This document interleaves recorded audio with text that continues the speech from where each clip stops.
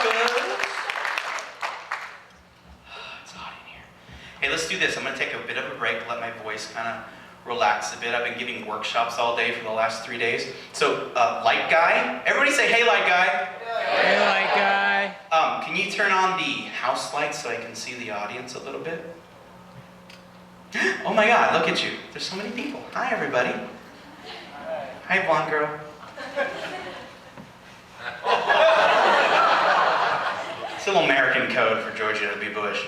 All right, so I like to say if you ever have a chance to be in front of a big audience of people, do a Q&A, do a question and answer session, just because how cool is that to do a Q&A? So anything you guys want to know about poetry, what it's like to make a living through writing, what it's like to tour around the country. I've done poetry in 44 different states now. This is my 44th state. Once I get all 50 done, I'm going to go to Europe and hang out over there for a little bit. But I'm going to do my country first. Ooh, and then I'll go to Canada too. Maybe I'll do a Canadian tour. Would that be cool? Brandon. Yeah. Brandon? Yeah. Okay, cool. I'll think about it. But if you guys have any questions at all about anything at all, now is a really good time to ask. Give me a question. Don't be like that. I know it's always hard to be the first person. You're the first person. Just make up a question. Canadian teacher guy. Why did you wear that shirt? Why did I... God. It's so funny when I do high schools and stuff, I'll ask them what the questions are, and they'll be like, what's up with the beard? What's your favorite color? What's up with them shoes? So what's this shirt? Do you like it? It's like it's an owl. Do you like it? Do you like it too? Who likes my shirt? Very nice. It's for a band I like called Fun. Anybody ever heard of Fun? Stop, you've never heard of Fun. You have not. What was the lead singer's former band? The Format. Damn, you do know about Fun. There used to be this band called The Format, which is like my favorite band, like ever. And then they broke up, and then the lead singer formed another band called Fun, and it is so amazingly good. And how in the world do you know about Fun? Well, because I saw... Is that Ginny Weasley? Is that Ginny Weasley? Oh my God, it's totally Ginny Weasley. Stand up for a second. Stand up, stand up. It's totally Ginny Weasley, you guys. Make some noise for Ginny Weasley. Wingardium Leviosa. So how did you find out about Fun? I saw the Format concert. I live in Virginia, and I went and saw them in DC. Oh, sweet. I used to live in Virginia Beach, Virginia. I was in the Navy. Can you believe that? I was in the Navy for 6 years. During the Gulf War. I'm a veteran of a foreign war. Right, suckers? I spent the whole time listening to CDs and complaining. All right, any other questions? Yes?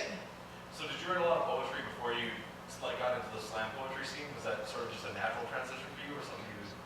So did I write any real poetry before I started doing this crap? Were you like an emo poetry writing stiff before you started? That's so the name of my next book. Emo Poetry Writing Stiff by Big Papa E. That's so wicked. Okay, here's the thing. I had a long-distance girlfriend when I was in the Navy, and, you know, I have all this yearning, you know? I was from Bakersfield, California, the worst place in the world to be from, and they stationed me in Virginia Beach, Virginia. And it was awful. It was awful. For 4 years we were long distance, and so I had to put that feeling somewhere, you know? So I put it into horrible poetry. So here's my poetry pre-slam. You ready? This is, what did you call it? Emo horrible boy? What did you call it? You were emo poetry writing stiff. Oh, was I ever? Am I still? Yes. I can only do this wretched poem justice if I do a fake English accent. And if you can guess the end rhyme, by all means, shout it out loud. Ready?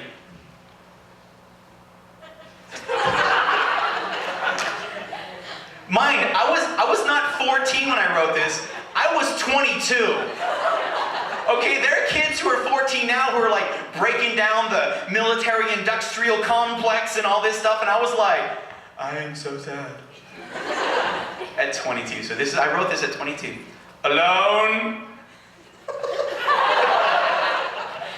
in a world full of people, together with myself in my mind, searching for some kind of reason and a love I am never to find. Yes, ladies and gentlemen, thank you very much. The E in Big Papa E is emo. Here's another one, and you guys can guess the end right. It's so awful. 1,000 times I've kissed the lips of faceless love in vain, only to wake 1,000 times alone and filled with pain. Dude, when pain is your end rhyme, you know it sucks. It just is awful. So that's what I, did you say Rogaine?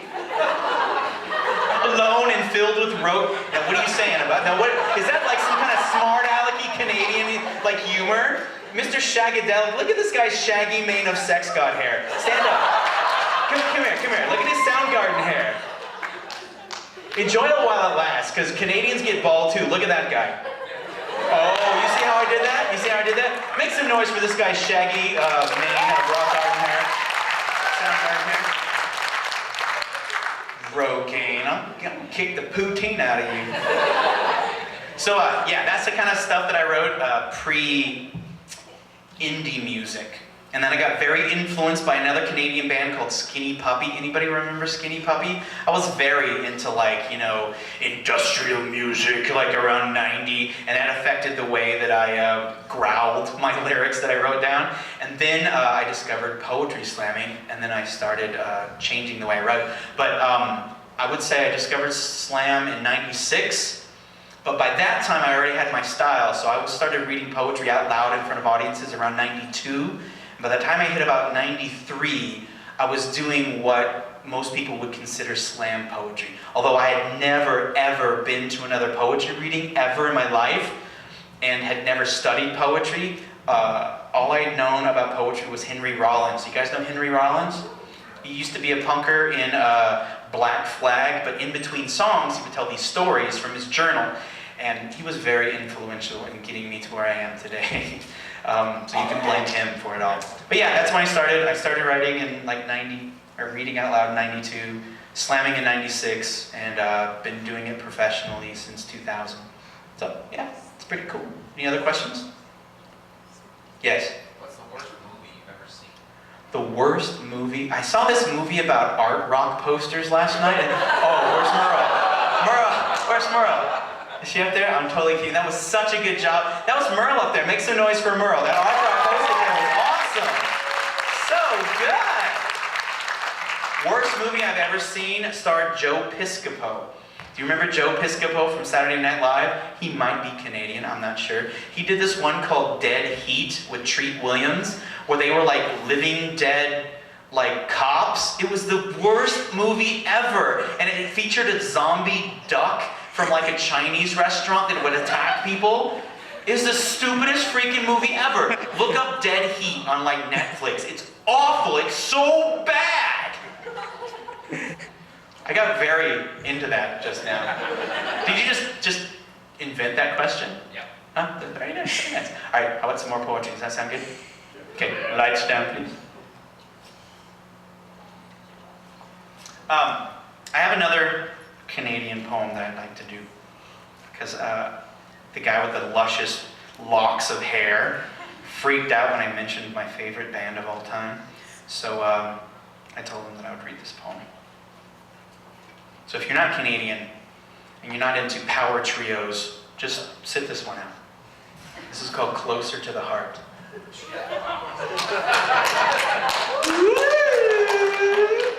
I don't even have to read it now. Going up next.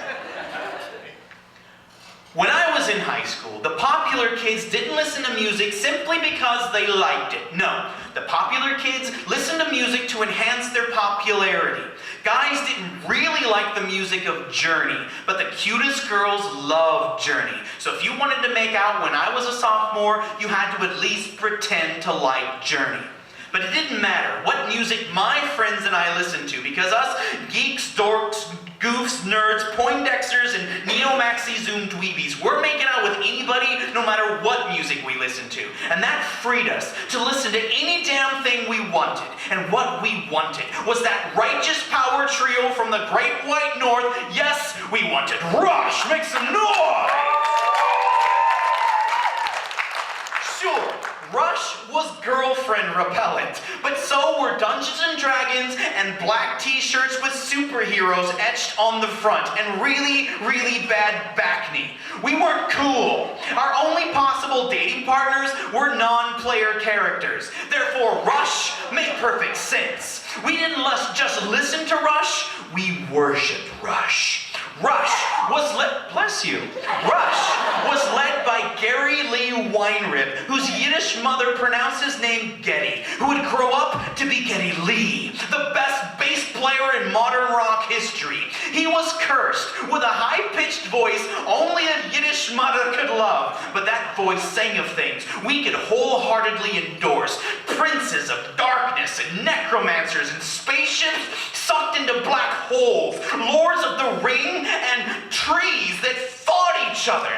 If Geddy Lee could find somebody to make out with him with a voice like that, and we just knew he made out with anybody he wanted, that means there was hope for us, the voiceless masses who yearn to be modern-day warriors with mean strides of their own, and whose life-affirming lyrics were written. And those life-affirming lyrics were not written by the singer, no, but by the drummer, Neil Peart, who ensconced himself in a fortress of snares, tom-toms, double bass, timpanis, timbales, crotales, wind chimes, splash cymbals, crash cymbals, pang cymbals, and not just one cowbell, but 5 cowbells.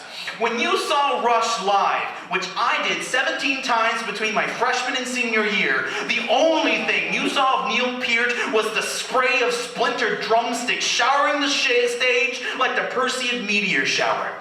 And as Geddy and Neil laid down the beat of our pubescent hearts, Alex was right there with his cherry red double neck Gibson guitar and camel-toed white satin pants.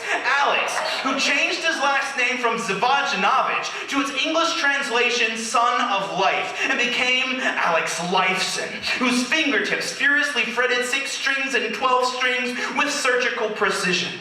In our teenage bedrooms that had never witnessed real live girls, we silenced our loneliness by cranking the best Rush record ever committed to vinyl, 2112, and wielded broomstick mic stands and sang along not just to the lyrics, but to every guitar riff, bass line, and drum fill like our sad, lonely, virginal hearts depended on it. Long live Rush.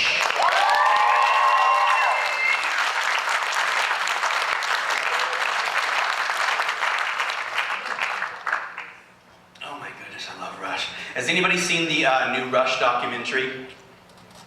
Oh my God, it's so good! It's called Beyond the Lighted Stage. Oh my God, if you haven't seen it, you need to see it. It's so good. It is the soundtrack of my high school experience.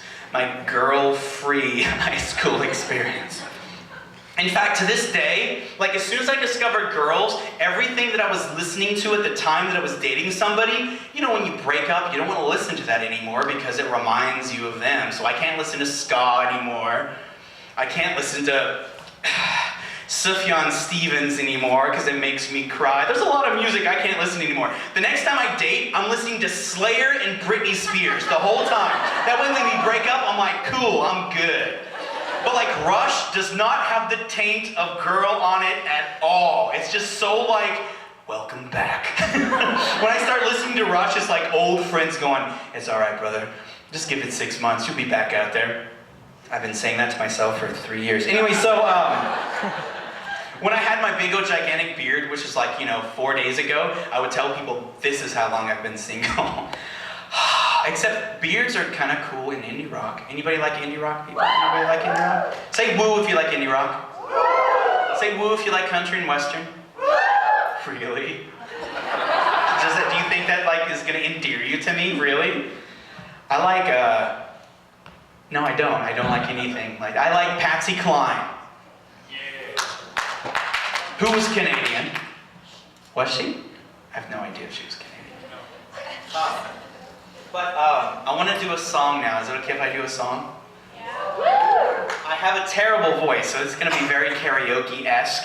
But I'm kind of, gosh, I've always been struggling with like, my feelings for like girls and stuff, and I just get so shy, and I never know what to do about it, and I always get so filled with angst, and one of my favorite literary characters of all time, I feel, would be filled with the same kind of angst I was. So this is a song about a 13-year-old boy who is in love with his best friend who happens to be a girl, and he doesn't know how to express himself about it, and he's all full of angst. This is called Emo Love Song in the key of 9 3/4. And you can sing along if you like.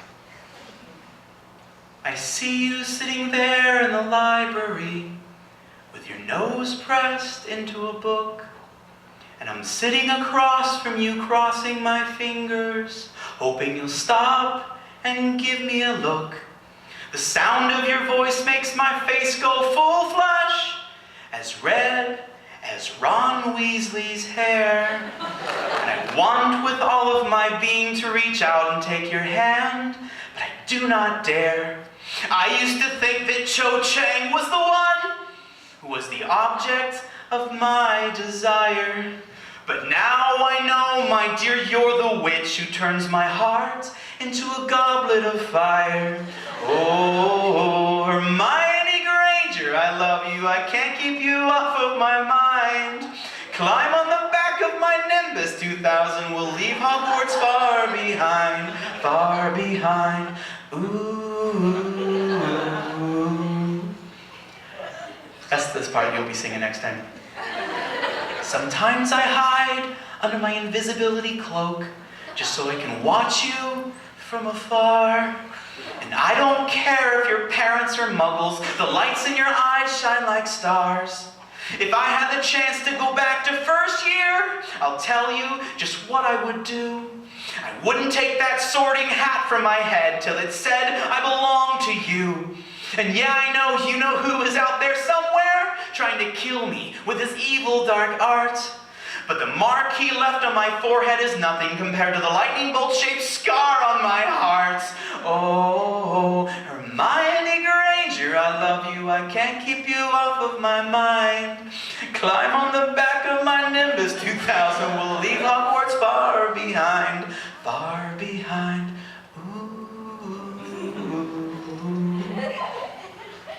I've written you a note on a scroll, my dear, and tied it to my owl Hedwig's leg. And I'm hoping my words will convince you to love me, so I don't have to fall to my knees and beg. It says if you love me half as much as I love you, meet me at midnight behind Hagrid's shack.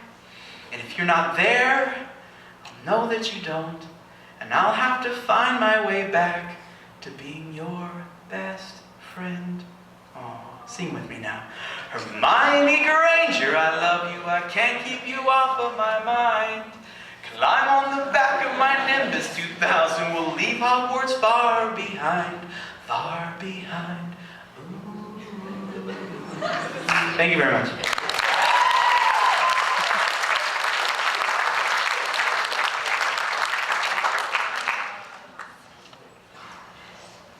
I love Harry Potter. Who likes Harry Potter? I resisted Harry Potter because it's like a kid's book, right? I was like, I don't want to read a kid's book. But I went on tour across the country in 94, 93, and my girlfriend at the time was an amazing poet, and she was crazy about Harry Potter, and I was like, I don't really want to listen to it. But she had the audiobooks, and like the dude does like all the voices and stuff. Harry, Hermione said, you know, Harry, Hagrid said, you know, it was so good. I got totally hooked. We listened to all of them. And then by the time we got back, the new book was out. It was like Order of the Phoenix. Oh my God, so I totally got hooked. But I will not, and I refuse to even see one of the movies of Twilight. I will not read those books. Can we just hate on Twilight? It's just not the same. It's just not the same. I want to go to like Hogwarts so bad. I keep waiting for like this knock on my door, like, Eric, the paperwork got lost, dude. You're a wizard. I would be like, that explains so much. But it hasn't happened yet. So I'm gonna read my version of the yearning song. I tour all over the country, and you know, it's like leaving bits and pieces of yourself all over the place, right? And when you get home, you meet so many amazing people. When you get home, you think, I'm gonna have the best game of Cranium ever. I'm gonna just invite all my new friends over. We're gonna watch the Avatar Extended Edition DVD, and then we're gonna play Scrabble and eat cookies, and it's gonna be awesome. But like, everybody lives everywhere else, and so it's kind of like, when I move back to Austin, Texas after a tour, it's sort of like I have to reacquaint myself with my friends who live there, and it's just like, it's just weird. So I wrote a poem about the experience. It's called Pretty Girls Make Me Sad. Aww. All the girls go, aww. Aww. Like angels. All the boys, fag. Eat some cheese curds and walk it off, son. Rub some dirt on it. Lift something heavy. Listen to some Rush. We don't need girls. We just have Rush. I'm so lonely. And scene.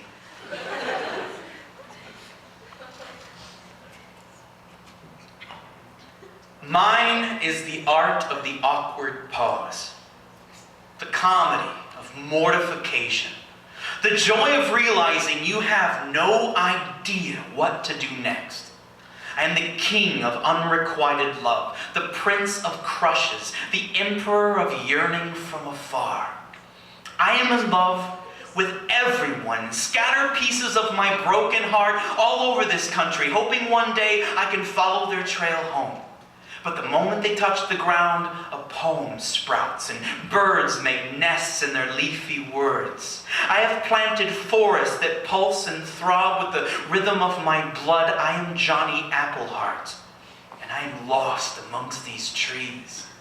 And the wind whistles through the holes in my chest. If I twist just right, it makes the most beautifully sad music. So painfully lovely, so horribly alive, this symphony of sighs.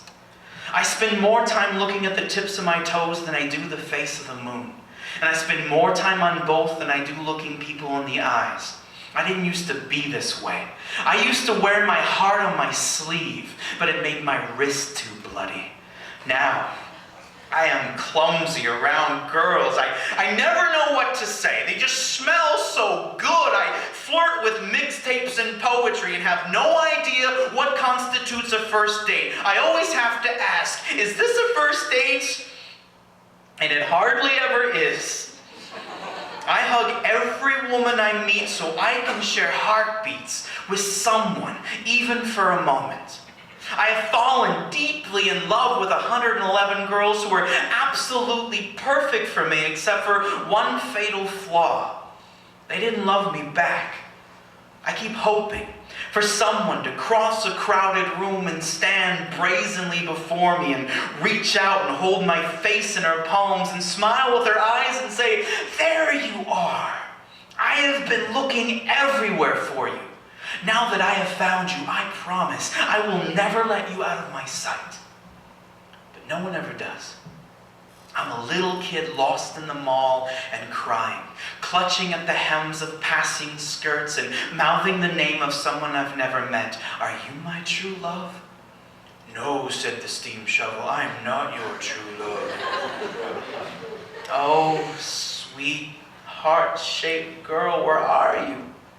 Follow my poems home to me, my scallywag, my succotash, my sweet potato pie. I am so tired.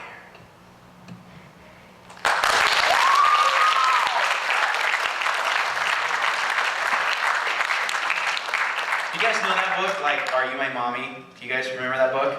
Yeah. Do you remember, like, Are You My Mommy? No, said the owl, I'm not your mommy. Are you my mommy? No, said the snuffleup, I am not your mommy. So isn't that what he called, like, the steam shovel? A snort, that's it, a snort. Oh, I love that. Did anybody ever read the book when they were a kid, or, you know, like, if you like children's literature, called, not Worms, but Slugs? Anybody remember that book, Slugs? Oh my God, it's so awesome. It kind of got banned, but like it's like very sing-songy, like Dr. Seuss, only like Dr. Seuss on acid, and like it shows all these things you can do to slugs, like chop them up and be cruel to them and burn them and put them in the blender and stuff. But then at the end, the slugs get angry and rise up and actually stuff the kid into the blender and turn it on.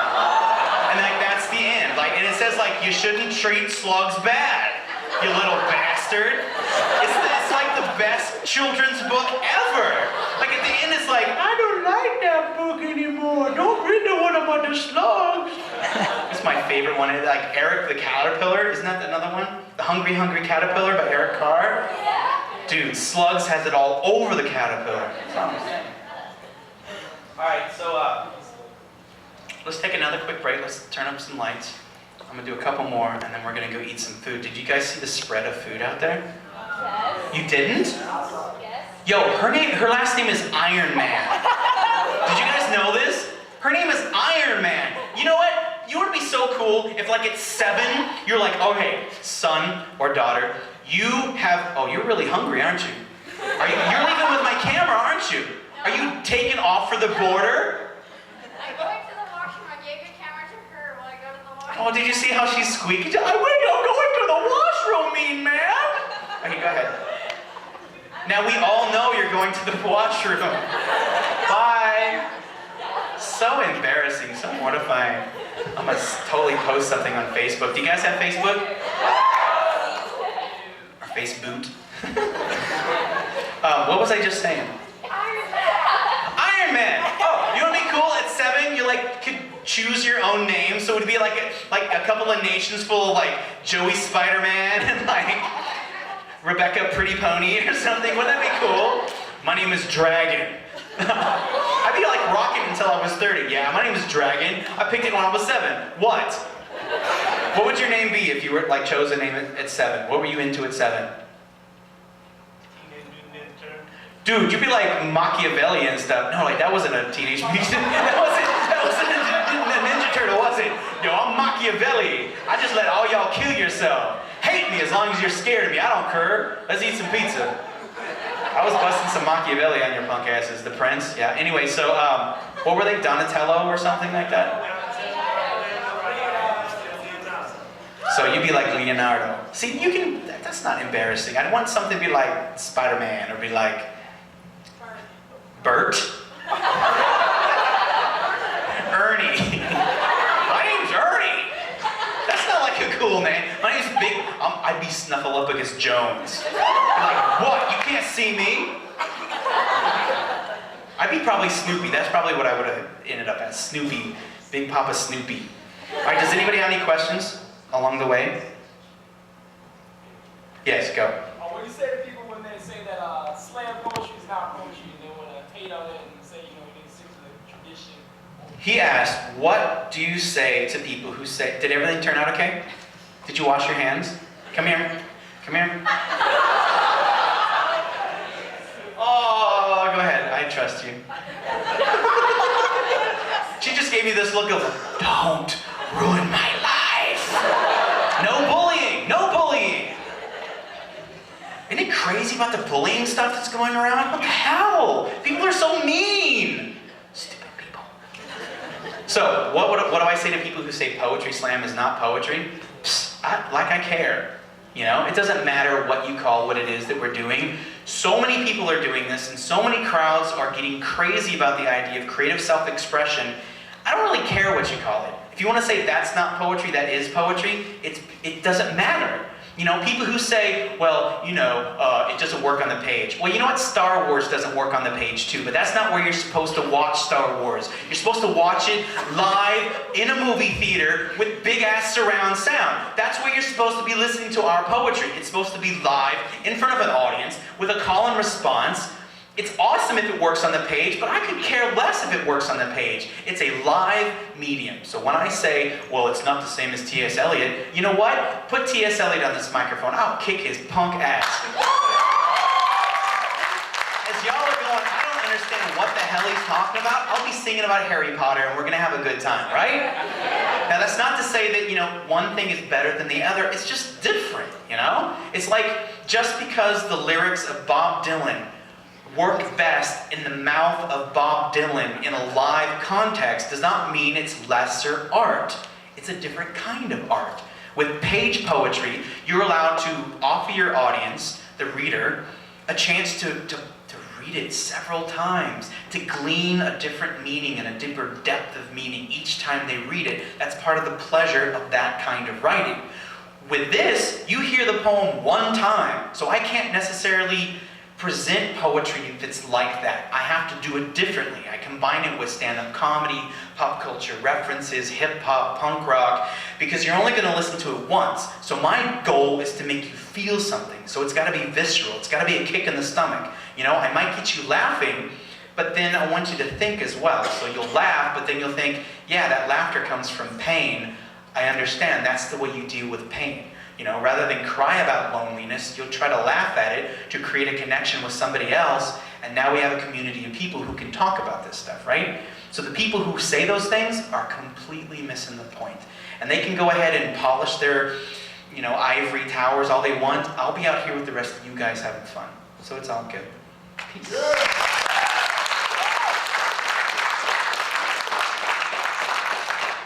Yes? I know this is going to sound really weird, but in your own little way, do your beliefs ever get in the way of what you write? Do my beliefs get in the way of what I write? Like, what do you mean? Yeah, like, let's say you have certain beliefs and you are asked to write something, like, do they ever affect what you write? Like if say for instance somebody like commissioned or something for me to write, and they wanted me to write a certain thing. Is that what you mean? Like, what you believe in, does it affect the way you write? Like, Totally.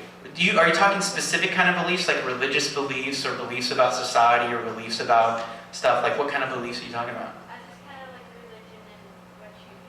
Basically, all I can do, this is what I seek to do. Ready? I have a feeling in my stomach and I have to get it out. You know when you're really upset? You have a choice. You could take your stereo and bash it to bits. You could kick the dog. You could punch a hole in the wall. You could like beat somebody else up. You could yell at somebody and take it out on them. Or you can freaking write about it, you know? Because you just got to get it out of you because it hurts, you know? Or you're sad and you're lonely or you're pissed off or you're frustrated. You got to deal with it somehow, right? So I put it into a book, right? Because as soon as I put it into a book, I own it. And I can hold it in my hand. It no longer owns me, I own it. And I can say, here, that's the way I feel. And if somebody reads it and they get that same feeling in their stomach, a connection has been made. And now we can talk about how that feels, right? So my belief is that we're all human and we're all trying to figure out how to make our way through this life. And it helps to compare notes, you know? It helps to know that you're not alone. You're not the only one who feels this way. So, as far as specific beliefs about like religion or this and that and the other thing, I just believe in communicating what it means to be alive, you know? If this person's Lutheran and this person's Mormon and this person's Buddhist and this person's Muslim, it's all the same thing. It's just trying to figure out how the mechanics of the universe work and what our position in it is, you know? And I can understand that. We can all understand that. And I wish more people did that. Like, okay, you're Mormon and you're Muslim. Let's talk about this. How does this work for you? What do you do? You know, what does this work for you? I wish we talked about, you know, how we got to what we believe in, you know, and didn't let our beliefs get in the way of connecting with people. I don't know if that answered the poem, or actually the question, but I just try to be honest. That's my belief, that you should just be honest, even if it hurts. Because it's better to be hurt by honesty than hurt by a lie. Because that's a deeper kind of hurt. I'd rather just know the truth than be lied to. Yeah. Did that answer it? Yeah. It kind of came close. It kind of hovered around it, didn't it? It kind of was like in the lobby, but it didn't actually go in. Sweet. Well, what about you? Do your beliefs that are given the way of your life? Well, with my drawing, yeah, it's like, because like certain people don't believe in like certain things I draw, so I can't draw certain things around my family. So what kind of certain things do you draw?